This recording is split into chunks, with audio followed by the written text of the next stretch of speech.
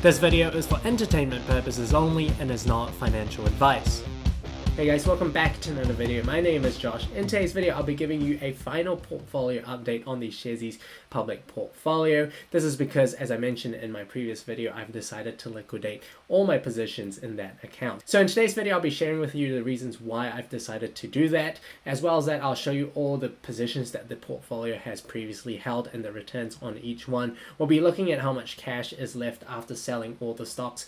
As well as that, we'll be comparing the performance of the portfolio against the benchmark, just to see how the portfolio has been performing. As always, none of this is financial advice, purely for entertainment purposes only. Just because I've sold all my stocks in that portfolio doesn't mean that you should too, and it should really depend on your personal situation. So the two reasons why I've decided to sell the stocks in that portfolio is because, firstly, Sharesies has decided to increase their fees significantly starting at the end of January 2023. So I've outlined in my previous video about the massive fee changes that Sharesies has brought about, and part of that is increasing fees up to 280%. So if you're a small investor, if you dollar cost average over time, making small trades each time, then the fees have gone up for you significantly. And for me, that hurts because personally I invest a few hundred at one time on the Sharesies public portfolio, just because the amount of cash available in that portfolio is relatively small. So for me, it doesn't make any more sense to invest using Sharesies. The second reason why I've decided to liquidate my position in the Sharesies public portfolio is because I am looking to save up for a house, and over the past few months, I've been liquidating my stocks and crypto into cash.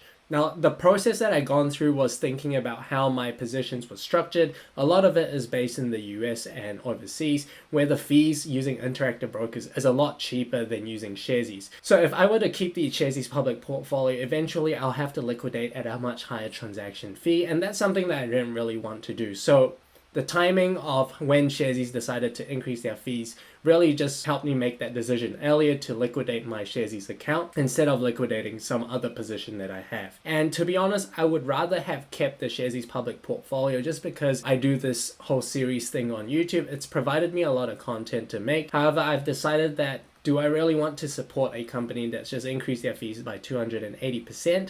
Not really. And I think that a lot of investors will feel the same way. I understand why Sharesies is doing it because, they've lost a lot of money in the past year, and it definitely will come a time where they will have to increase those fees.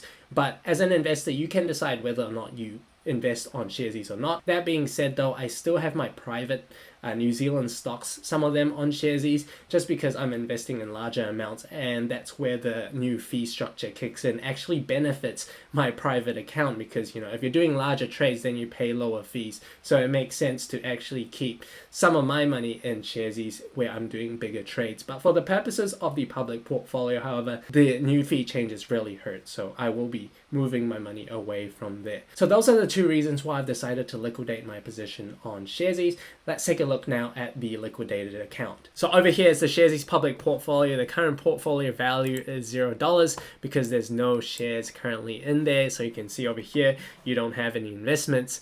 At the moment, I'm just sitting on all cash right now. So $24,728. Some of that is in Aussie dollars, 8,300. So I'll be converting that before the end of the month as well, because Sharesies have increased their fees from 0.4 to 0.5% on foreign currency exchanges. So convert your currencies if you do want to convert them before 31st January.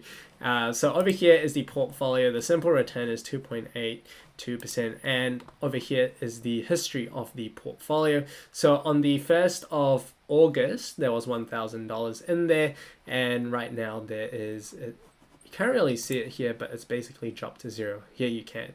So yeah, I've decided to sell out of the entire position. Now, initially I set this portfolio up as a dividend portfolio. So it was investing in stocks that paid a decent dividend. And you can see over here, dividends make up 1,200 of the $600 return. So there were some capital losses that were realized towards the end of the series. So a lot of the losses came from Oceania Healthcare, and there was some currency gains and a lot of transaction fees that were taken out, $342. But obviously this is going to go up a lot higher if I do decide to stick with them, just because for my type of micro investing, for dollar cost averaging, where I'm investing small amounts, and they're going to be charging up to 1.9%, which I think would make things a lot more unfeasible. If you think about it, the portfolio returned 2.82%.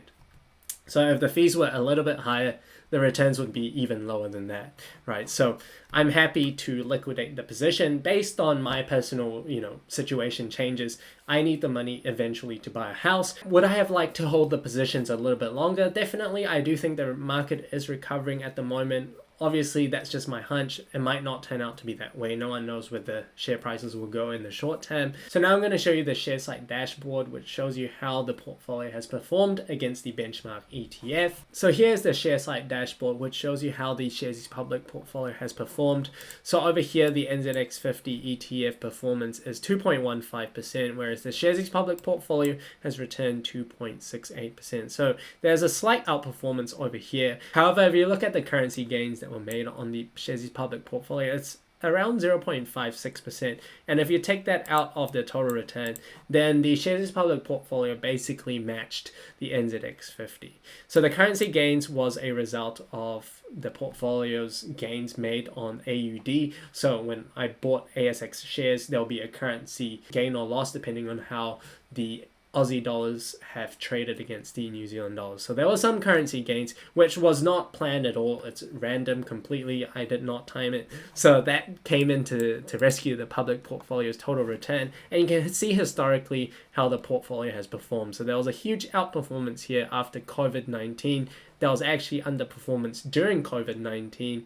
And to end the series, we are slightly above the NZX 50.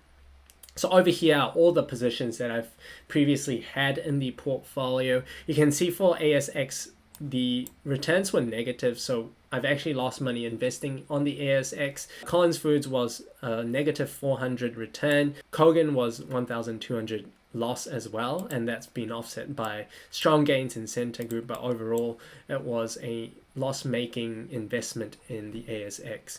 It goes to show, my one mistake on Kogan really brought down the returns on the portfolio. In terms of the NZX stocks though, you can see over here that the portfolio has done really well.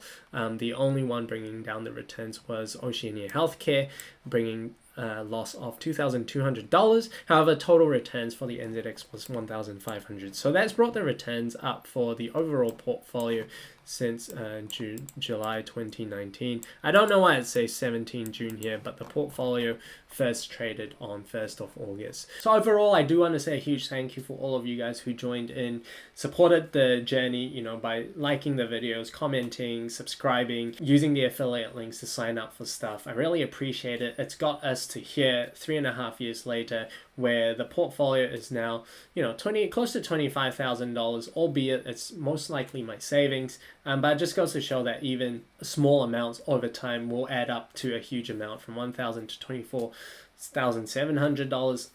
I really appreciate all of you guys supporting the journey, and hopefully one day I'll be able to bring back the public portfolio series, depending on how my personal situation is. So that's all from me for today. Hopefully you guys enjoyed the video. If you're investing using Sharesies, then definitely consider the higher fees involved. Consider options out there like that don't have any transaction fees, like InvestNow, for example. Albeit you can only invest in ETFs, it's still a lot cheaper doing that than investing in individual stocks. So hopefully you guys got value out of this video. If you did, be sure to hit like and subscribe. I'll still be talking about New Zealand stocks out there, by the way. This is not the end. If you do have any particular stock that you want me to talk about on the NZX, then definitely leave a comment down below. That's all for today's video. Thank you all for watching. Until next time, take care.